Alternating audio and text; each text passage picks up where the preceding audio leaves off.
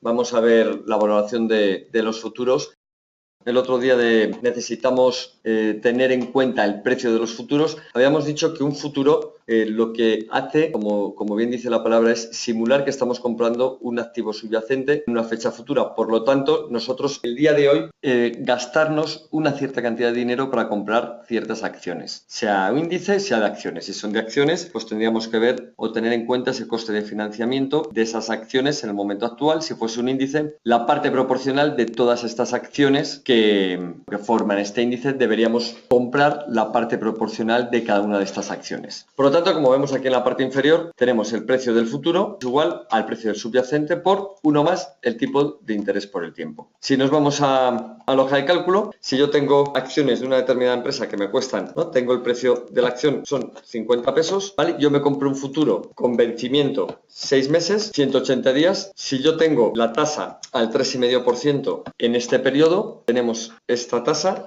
y yo quiero saber, estamos viendo aquí que el precio, o vamos a poner directamente el subyacente, tiene, como estábamos comentando, un precio de 50 pesos. O sea, ¿cuánto debería valer mi futuro en este momento? ¿De acuerdo? Pues yo tengo, como hemos visto en la fórmula de PowerPoint, tengo el precio del subyacente por 1 más el tipo de interés, que hemos visto que era un 3,5, por el tiempo. Son 180, ¿no? Entre 360, lo que son 6 meses, ¿de acuerdo?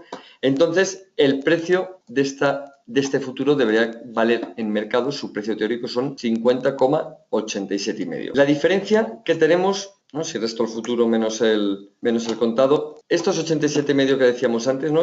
Casi este peso, ¿a qué está haciendo referencia? Este peso está haciendo referencia exactamente al coste de financiación de si nosotros en el momento actual comprásemos esa acción que vale 50 pesos al 3,5% a 6 meses, si nosotros fuésemos al banco y le pidiésemos ese dinero, tendríamos que pagar de intereses exactamente esa cantidad, incluso 0,87,5. ¿Qué ocurre? Comentábamos el otro día, ahora lo vemos también. Vamos a poner aquí, este es el precio del futuro. Si yo estoy viendo en el mercado que está cotizando a 52 pesos cuando yo sé que deberían ser prácticamente 51, obviamente vamos a tener un efecto de bid offer, lo que vamos a hacer inmediatamente va a ser vender este futuro a 52 y comprar la acción. ¿Qué ocurre? Que nosotros sabemos que esta diferencia de 2 pesos realmente debería ser el 0,87 que hemos calculado antes, ¿vale? Por lo tanto, en el mercado vamos a tener la oportunidad de arbitrar esta diferencia, ¿vale? Vamos a tener en torno a 1 peso, siendo muy finos, ¿no?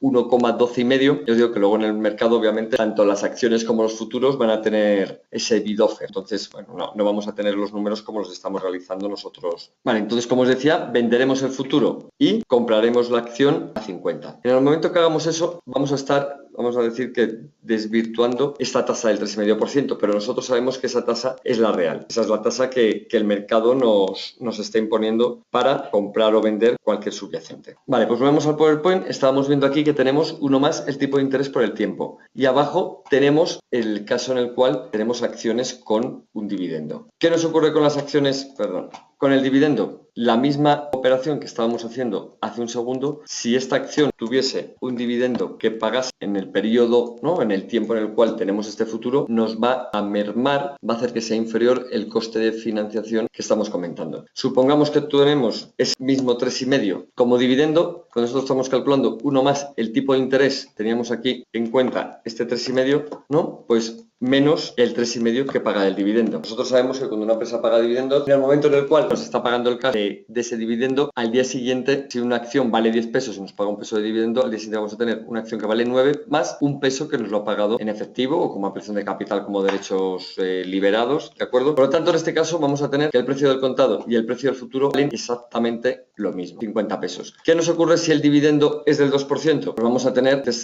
teníamos 50,87,5 el precio del futuro, el que va a ser de 50,4. ¿Qué nos ocurre cuando el dividendo es superior a la tasa de financiación al plazo? Vamos a inventarnos un 9%. El precio del futuro, lógicamente, va a ser inferior al precio del contado. ¿Por qué? Porque es que este 3,5 que nos estarían cobrando si pidiésemos ese préstamo al banco va a ser inferior a ese 9% que nos va a pagar de dividendo. Quiero decir, vamos a poder tener esa financiación y más. Vale, no va a ser muy común que tengamos empresas con un dividendo más alto, pero bueno, en condiciones normales. Ahora mismo con la crisis, por ejemplo, en Europa tenemos tasas prácticamente al cero. Eso no quiere decir que los bancos luego nos presten al cero, como bien sabemos que en México las tenemos al 3% y nadie nos presta al 3%, ¿no? Si vamos a una entidad financiera, al final la hipoteca al préstamo personal se va a ir al 8, 10, 12, 15, ¿de acuerdo? De manera mucho más alta, pero en condiciones normales, digamos que el mercado sí que interpreta un tipo de interés más pegado a lo que debería ser la realidad. Digo debería, que no lo es, porque obviamente si yo voy al banco a pedir que me presten dinero para comprar acciones, en el caso de México tenemos la tasa de Banco de México al 3%, no me las van a dar al 3%.